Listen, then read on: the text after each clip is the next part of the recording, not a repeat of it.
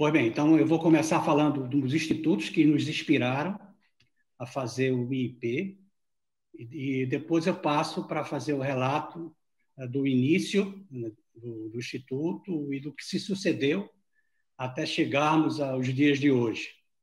Então, vai ser dividido nessas 6 partes aqui.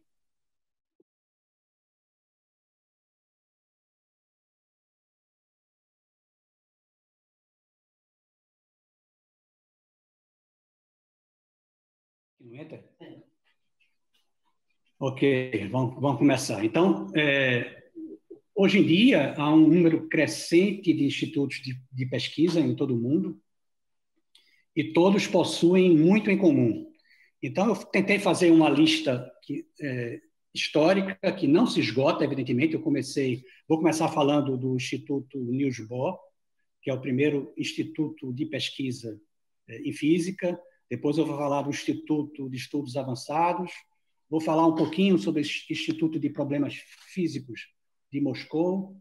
E eu coloquei aqui vários outros que simplesmente não vai dar tempo para falar sobre eles, mas que servem também de inspiração para o que a gente faz aqui. Então, vamos começar com o Instituto Niels Bohr. Esse Instituto Niels Bohr foi criado, na verdade, é um Instituto de Física Teórica, foi criado em 1921. Niels Bohr era professor titular de Física da Universidade de Copenhague. E, na época que ele era professor, ele era um dos únicos 2 físicos teóricos do departamento.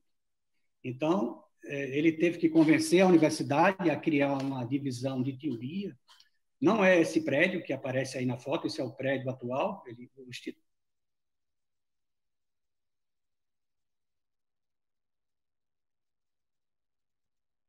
a ideia de como a coisa funcionou. Então, esse instituto foi idealizado para ser um local de atração para jovens físicos de todo o mundo, basicamente, em sua maioria eram europeus, e a ideia era fazer com que o Instituto já se concentrasse nos temas de fronteira da época, que basicamente, na época, era a mecânica quântica, né? E esse instituto foi financiado de forma independente pelo governo dinamarquês, e Bohr conseguiu também um apoio generoso da Fundação Rockefeller, que está escrito errado o nome, tem um E faltando aí antes do F, e essa Fundação Rockefeller financiou a vinda de jovens cientistas de toda a Europa para passarem períodos no Instituto recém-criado. Na época que o Instituto foi fundado, os grandes centros de física se situavam na Alemanha, em Göttingen e em Munique, e rapidamente o Instituto Niels Bohr rivalizou com esses outros departamentos. Foi lá que se deu a discussão sobre a mecânica quântica. Bohr ganhou o prêmio Nobel dele em 1922, e isso certamente ajudou a ele conseguir apoio financeiro e tudo mais. E ele tinha essa abertura, tinha muitos bons contatos, e o Instituto foi sempre um local que praticamente todos os visitantes, todos os físicos teóricos da época gostariam de visitar. Para vocês terem uma ideia, Heisenberg, por exemplo, fez o trabalho dele inicial sobre a mecânica quântica em 24, e em 25 ele foi contratado como um dos assistentes de pesquisa do novo instituto. Ele ficou lá 2 anos nesse instituto como um dos líderes de pesquisa, e foi lá, por exemplo, que ele fez, eu acho que em 1926, ele fez o trabalho dele sobre o princípio da incerteza. E foi lá que foi criada também essa interpretação de Copenhague da mecânica quântica. Outro instituto que eu vou querer aqui detalhar mais a respeito é o Instituto de Estudos Avançados, que foi criado em 1930 em Princeton, e ele foi idealizado pelo educador Abraham Flexner, e que contou com uma doação, um auxílio financeiro dado pelos irmãos Bamberger, Louis e Caroline Bamberger Fuld, e por curiosidade, o recurso que foi dado para a criação do Instituto, ele foi resgatado do stock market um pouco antes da queda da Bolsa. Então, felizmente, eles tiraram esses recursos antes da quebra da Bolsa e eles foram usados integralmente para custear o novo Instituto. Esse Instituto se situa no campus da Universidade de Princeton, mas ele é totalmente independente. Ele é mantido por uma fundação independente que financia as atividades do Instituto sem quaisquer fins lucrativos. Então, o financiamento é todo dado, o Instituto é todo voltado para as atividades do Instituto. E a ideia de Flexner tinha estado antes, ele passou períodos da vida dele em Oxford, em Paris, e ele queria, a visão dele era criar um instituto com um quadro acadêmico que trabalhasse integralmente no que desejasse, sem nenhum direcionamento, era trazer as melhores cabeças e deixar que eles escolhessem o que iriam fazer, sempre nas áreas de fronteira de física teórica e de matemática. O matemático Oswald Veblen, que na época era um topologista muito famoso, tinha uma posição permanente na Universidade de Princeton, no departamento de matemática, ele era professor titular. Ele renunciou à sua posição e se juntou a Abraham para fazer esse recrutamento de talentos para o IEA, para esse novo instituto. Com o surgimento do fascismo e o recrudescimento do antissemitismo na Alemanha e em países vizinhos, houve a fuga em massa desses cientistas para outros países e o IEA teve a chance de contratar de uma só vez, de atrair para Princeton cientistas do porte de Albert Einstein, Hermann Weyl, Johann von Neumann, Kurt Gödel, ainda no início do Instituto. Em seguida, foi a vez de eles atraírem Wolfgang Pauli, que se juntou ao grupo de pesquisadores, e não é difícil a gente imaginar que com um grupo de pesquisadores desse tipo, o IEA tornou-se rapidamente um instituto de pesquisa extremamente bem-sucedido e influente no mundo. Essa foto que aparece aí, onde aparece Einstein e o próprio Flexner e os irmãos Bamberger, foi tirado na frente do prédio em construção. Levou 6 anos para a sede própria do IAS, do IAE, né? Instituto de Estudos Avançados, ser construído. E até então, antes do prédio próprio do Instituto ser concluído, eles ficaram funcionando no próprio departamento de matemática da Universidade de Princeton. Esse Fine Hall é o nome do prédio que abrigava o departamento de matemática da época.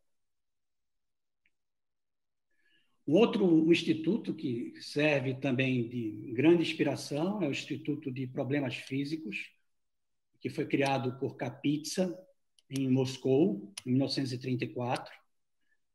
Kapitsa era um físico experimental, como todos os estudantes de física sabem, descobridor da superfluidez, entre outras coisas. E Kapitsa, em 1937, convidou o Lev Landau, que estava na Cracóvia, na Universidade de Cracóvia, para criar uma divisão de teoria no Instituto. Em 1937, Landau foi uma das pessoas que, antes de assumir uma posição em Cracóvia, visitaram também o Instituto Niels Bohr. Ele teve o Instituto Niels Bohr por 2 vezes, visitou Göttingen, visitou Munique, visitou Cambridge, com apoio dessa Fundação Rockefeller. Ganhou essa bolsa e pôde visitar vários centros do mundo. Ele ficou 1 ano fazendo essas visitas no exterior, voltou para Cracóvia, ficou lá em Cracóvia 2, 3 anos como professor e começou a ter problemas políticos. Foi quando se deu as primeiras perseguições promovidas por Stalin, pelo regime de Stalin. E ele prontamente aceitou o convite de Kapitsa para ir para Moscou. Ele sentiu que ficaria mais bem protegido lá.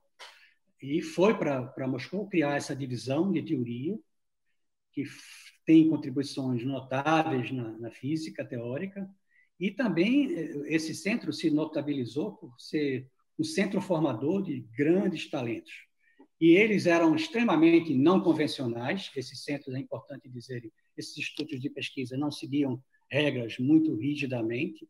Então, para a pessoa ser aceita como pesquisador, ele se candidatava a ser um pesquisador do Instituto, ele basicamente não precisava nem ter titulação, ninguém requeria que ele tivesse doutorado, sempre trabalhavam a nível de pós-doutorado, mas a ideia era para colocar esses jovens talentos em contato com a pesquisa o mais rapidamente possível. Então, o que era requerido para eles é que eles fossem aprovados nesse exame, que era chamado mínimo de Landau. Então, tem várias histórias que vocês vão encontrar na internet. Landau era uma figura notória, né, sobre formação de estudantes e tudo mais. Então, ele não se importava muito com esses aspectos formalísticos, né, com a titulação e com nada do gênero. Bastava que a pessoa tivesse talento, ele imediatamente ingressava em um dos grupos de pesquisa e começava a trabalhar, e a titulação vinha em seguida, não durante esse processo de pesquisa que o candidato se envolvia e fazia em cada um desses grupos. Então, vamos, usando esses exemplos, vamos falar um pouco do início do Instituto. O Instituto, basicamente, nasceu e foi criado em 2010. Nós viemos, no início, de Brasília, havia um Centro Internacional de Física da Matéria Condensada em Brasília, e antes de virmos para Natal, a ideia, que aliás foi uma ideia do nosso atual presidente do Comitê do Conselho Internacional Assessor do Instituto, o professor Itamar Procaste, a ideia dele era de ampliar o Instituto de modo que ele abrigasse todas as áreas teóricas da física. Em Brasília, basicamente, o Instituto funcionava, quer dizer, atuava só apenas em física da matéria condensada teórica, e a ideia era ter essa oportunidade para fazer o Instituto atuar em todas essas áreas teóricas da física, as áreas de fronteira. Mas, em 2010, quando nós começamos as atividades aqui em Natal, as conferências que tinham sido já aprovadas, tinham sido aprovadas praticamente todas elas em áreas da matéria condensada. Então, a primeira conferência foi essa sobre tecnologia de computadores, que foi organizada por Igor Lukianchuk, Bratkovas e José Antônio Eiras, e ela foi seguida por uma conferência organizada por Ivan Schelik, que veio aqui para Natal como um dos nossos professores visitantes, líderes de grupo de pesquisa, posição que ele já ocupava em Brasília, Michael Pepper e Luiz Nunes. Michael Pepper de Cambridge e Luiz Nunes de São Carlos, USP São Carlos. Então, foram feitas essas duas conferências e, em seguida, se deu a primeira reunião do Conselho Internacional do Instituto, acrescida, quer dizer, entre os conselheiros, nós convidamos Michael Berry e David Gross, que não pertenciam a esse conselho do Instituto de Brasília, eles não são físicos de matéria condensada. Michael Berry é um físico matemático, que atua em óptica, em física clássica, em fenômenos não lineares, que é muito conhecido pela contribuição que ele deu em sistemas topológicos. Ele tem a famosa fase de Berry, que foi ele que fez os primeiros trabalhos a respeito. David Gross também tem uma amplitude muito grande. E David Gross, na época, ele era, inclusive, diretor do Instituto de Física Teórica de Santa Bárbara, que é um dos institutos também que servem, que foram inspiração para o Instituto aqui de Natal. Infelizmente, eu procurei fotografias dessa primeira reunião, não encontrei nenhuma fotografia, mas era basicamente o conselho antigo, o conselho anterior, o conselho que atuava no centro de Brasília, e a ideia foi fazer essa reunião inaugural aqui em Natal, na época, com esses dois convidados, Michael Berry e David Gross, e para essa reunião de abertura vieram também Sérgio Rezende, que era o então ministro de Ciência e Tecnologia, e Carlos Aragão de Carvalho, que era o presidente do CNPq. Tanto Sérgio Rezende e Carlos Aragão são físicos, então isso ajudou muito a interlocução do Instituto com os dois. E José Ivonildo do Rego, que teve um papel crucial para trazer o Instituto de Brasília para cá, para o UFRN em Natal. Então, essa reunião basicamente traçou os planos iniciais do Instituto, se falou sobre a importância do Instituto ter a sua sede própria, se construir um prédio próprio do Instituto, se falou também sobre a importância do Instituto ser dotado por posições permanentes para os líderes de pesquisa, e fazer uma seleção nos moldes, a seleção desses pesquisadores nos moldes do que se faz, do que se pratica no exterior, internacionalmente. Então, a gente faz o recrutamento de áreas, mas eu vou falar mais a respeito disso um pouco mais adiante. E, evidentemente, garantir o apoio financeiro do Ministério de Ciência e Tecnologia e de suas agências, né, para o recém-criado Instituto. Então, antes do prédio ficar pronto, nós, evidentemente, nós mudamos para uma casa que foi alugada pela UFRN. O novo conselho foi estabelecido, o novo IAC, Conselho Assessor Internacional. Esse conselho passou a ser, então, a ter representantes de praticamente todas as áreas de física teórica. Como é que se deu a construção desse conselho? Nós fizemos consultas à comunidade científica brasileira, nós criamos um comitê de especialistas em todas as áreas, eles vieram para Natal, deram sugestões, essas sugestões foram levadas em conta, nós fizemos o convite e vários desses, praticamente todos eles, todos os convidados aceitaram o convite e passaram a ingressar nesse novo conselho de assessores internacionais. Então, esse conselho se reúne uma vez por ano em Brasília, e é ele que estabelece a programação anual do Instituto, com um ano de antecedência, e estabelece, basicamente, a liderança acadêmica do Instituto. Estabelece as áreas de atuação dos grupos de pesquisa e tem um papel crucial nesse recrutamento e na escolha, na seleção desses líderes de pesquisas que deveriam a ser contratados no Instituto.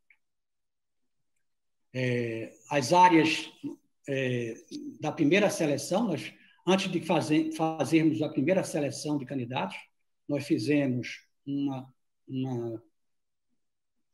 abertura bem ampla de todas as áreas teóricas da física e recebemos várias aplicações. Então, de posse dessas aplicações, o comitê, o IAC, escolheu as áreas que se tinha aplicantes com mais potencial. Então, inicialmente, as áreas que foram escolhidas para serem feitas essa seleção foram essas que estão listadas aí: teoria da matéria condensada, informação quântica, teoria de cordas, astropartículas e gravitação / cosmologia. Foram as áreas que foram selecionadas. Então, um número muito grande de candidatos se aplicaram para essas posições, e os primeiros 4 professores selecionados foram Dmitry Melnikov, na área de teoria de cordas, Rodrigo Pereira, na área de teoria da matéria condensada, sistemas fortemente correlacionados, Rafael Chaves, na área de formação quântica, e Ricardo Sturani, na área de ondas gravitacionais. Então, por exemplo, quando a gente discute o que é uma área de fronteira, é difícil a gente ser muito preciso sobre o que é uma área de fronteira, mas a área de Ricardo, por exemplo, a área de ondas gravitacionais, quando o Ricardo foi selecionado, ainda não se sabia sobre o LIGO, esse conglomerado internacional que fez as primeiras medidas dessas ondas gravitacionais. E Ricardo veio de São Paulo aqui para Natal, e na época ele estava no Instituto de Física Teórica de São Paulo. Como não se sabia nada sobre o LIGO, não se sabia muito sobre o LIGO, ele talvez não fosse devidamente valorizado. Então, a gente conseguiu atraí-lo para cá antes de sair essa informação sobre o LIGO, que eu imagino que depois disso ele passou a ser requisitadíssimo por várias instituições.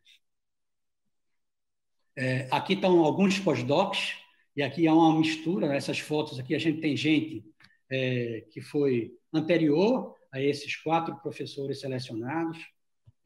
Christopher Thomas, por exemplo, ele era um pós-doutor que veio antes para cá. A primeira leva de professores visitantes, a gente não conseguiu de todos eles, mas eram basicamente professores que estavam em Brasília. Era Ivan Schelick, que trabalhava na área de sistemas mesoscópicos, Ivan Larkin, que trabalhava na área de ab initio, eram todos de matéria condensada. E Niels Hasselmann, que trabalha na interface entre física e estatística e também física da matéria condensada. E vieram 2 novos professores, Catherine Pepin, da França, e Dimo Uzunov, da Bulgária. Dimo trabalhava na área de mecânica estatística, transições de fase, e Catherine na área de física da matéria condensada. Então, aqui nessa leva de pós-docs, a gente tem gente, por exemplo, como Sylvain Fichet e Ivan Gordelli, que foram pós-docs que foram contratados depois da contratação dos quatro pesquisadores selecionados. E a gente tem gente como Mariana Malá, Christopher Thomas, que trabalhavam com os professores que eu acabei de citar anteriormente. Christopher trabalhava no grupo de Catherine e Mariana no grupo de Niels Hasselmann, se eu não me engano. E Rodrigo Muniz, que também é na área de matéria condensada. Em seguida, na reunião do IAC do ano seguinte, se discutiu a importância de se fazer 2 novas seleções, uma área que tinha sido muito procurada, a área de astropartículas. Não foi feito, na época, nenhuma seleção entre os candidatos. O comitê de especialistas de cada área, né, achou por bem não selecionar nenhum dos candidatos que se apresentaram na época. Então, se tomou a decisão de se fazer uma nova seleção. Nessa nova seleção foram escolhidos Farinaldo Queiroz e Tiago Fleury. Farinaldo trabalha na área de astropartículas, trabalha com matéria escura, e Tiago também trabalha com teoria de cordas e trabalha com uma abordagem de sistemas integráveis, uma coisa mais matemática. E, finalmente, posteriormente, foi feita uma nova seleção na área de mecânica estatística, e o professor selecionado foi Jacopo Vitti, que já era professor, inclusive, na época, da UFRN. Ele era professor da Escola de Ciência e Tecnologia, do ECT. Então, foi uma adesão relativamente fácil que o Instituto fez para contar com o concurso de Jacob.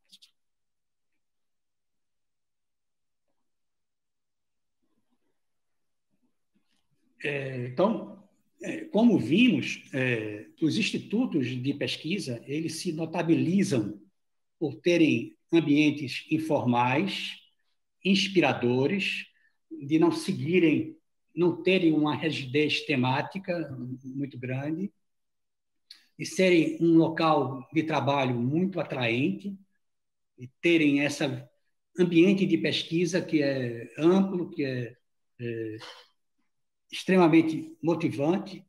E eu acho que, modéstia à parte, o IIP não foge a esta regra. Como é que a gente pode contabilizar, como é que a gente pode quantificar essa afirmação? O IIP, ao longo desses 10 anos, angariou uma verdadeira legião de adeptos que promovem nossas atividades, nos visitam regularmente, e sempre que vêm aqui para Natal, nos inspiram a todos, né, com seus entusiasmos, com o trabalho, eles interagem com todos, com os pós-doutores, com os estudantes. Isso se dá... Licença, Álvaro. Oi.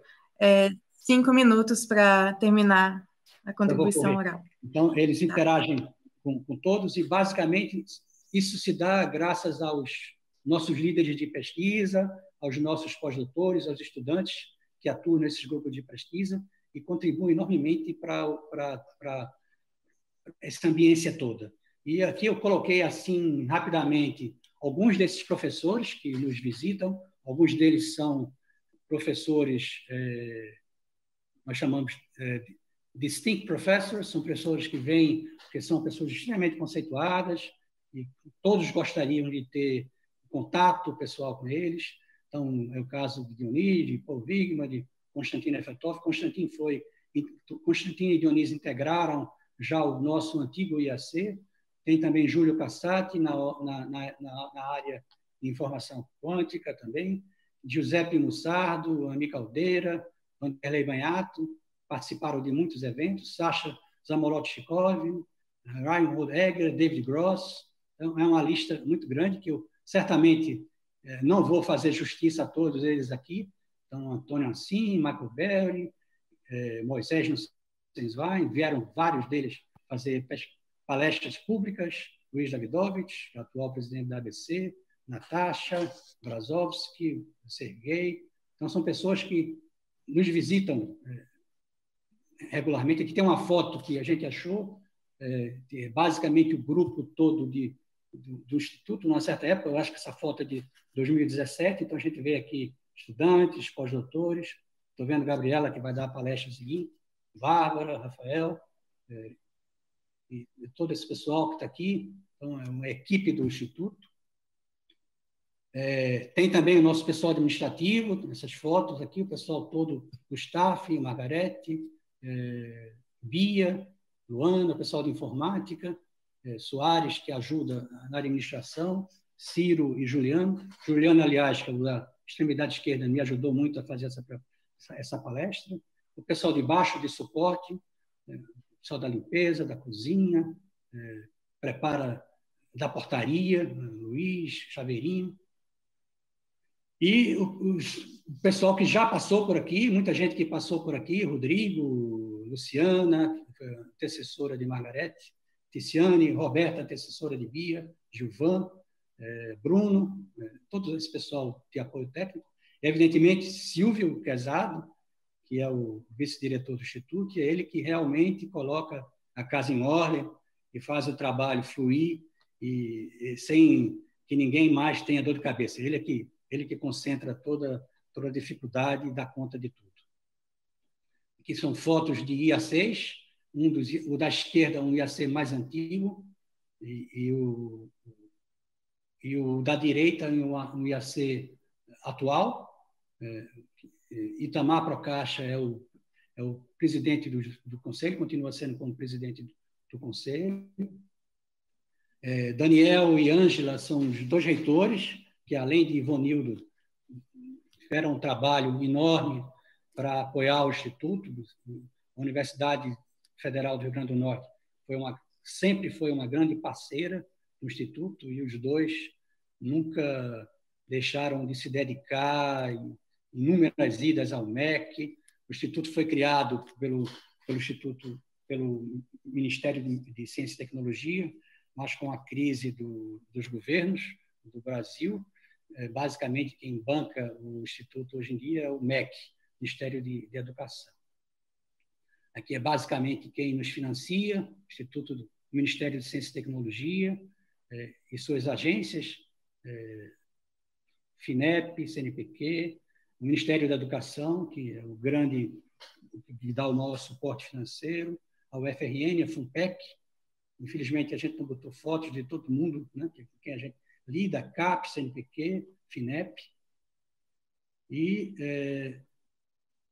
finalmente, eu queria só fazer um comentário de que ciência e tecnologia, infelizmente, ainda não são tratadas como política de Estado. Isso causa uma dificuldade enorme. A gente fica sempre à mercê da política que vai ser implementada pelo governo do momento. E um dos exemplos que o Instituto tem aqui no Brasil é o INPA, o Instituto de Matemática Pura e Aplicada, que foi criado em 1922, mas a partir do ano 2000, ele passou a ser uma organização social. E essa organização social permitiu ao INPA ter agilidade nos processos de contratação e de gerência de atividades acadêmicas. Então, é um exemplo a ser seguido pelo Instituto.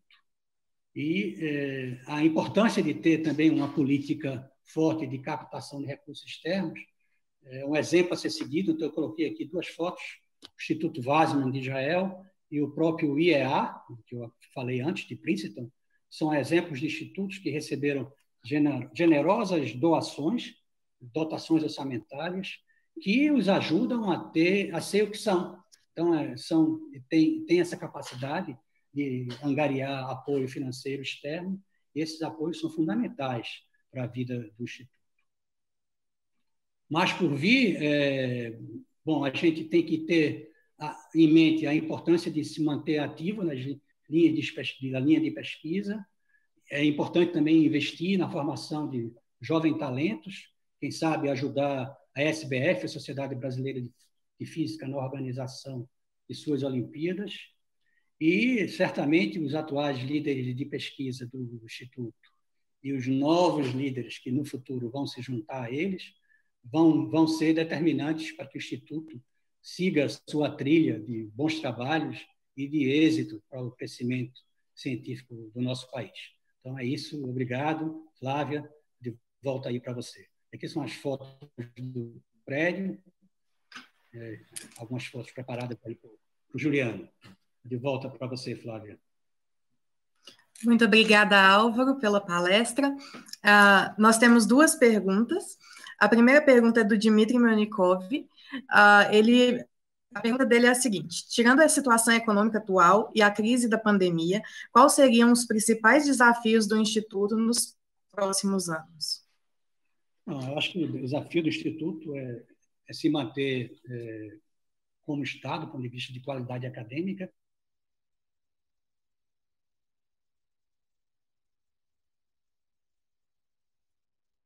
e poder mais nessa área de ensino, de divulgação científica. Isso vai favorecer o contato do Instituto, um contato mais próximo com a sociedade. Eu acredito que o MEC pode ser um grande parceiro nessa busca nossa em ter essas atividades mais voltadas para o ensino e para a formação de jovens talentos, que é o que faz muito bem, por exemplo, ou que fez muito bem esse Instituto Landau, né, de Moscou, e que fazem muito bem vários institutos mundo afora.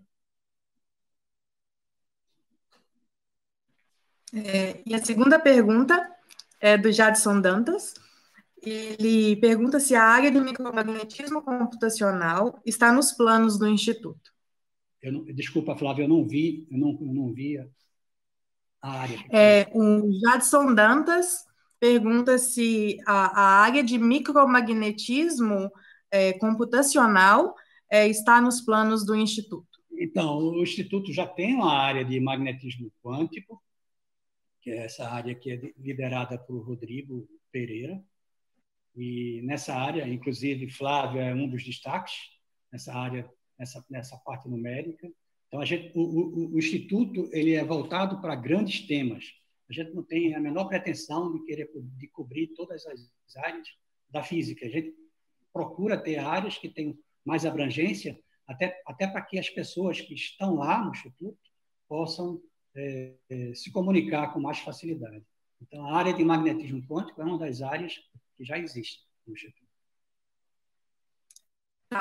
Eu vou fazer uma última pergunta, uma pergunta minha. A pergunta é: qual é o perfil de pesquisador que o Instituto procura?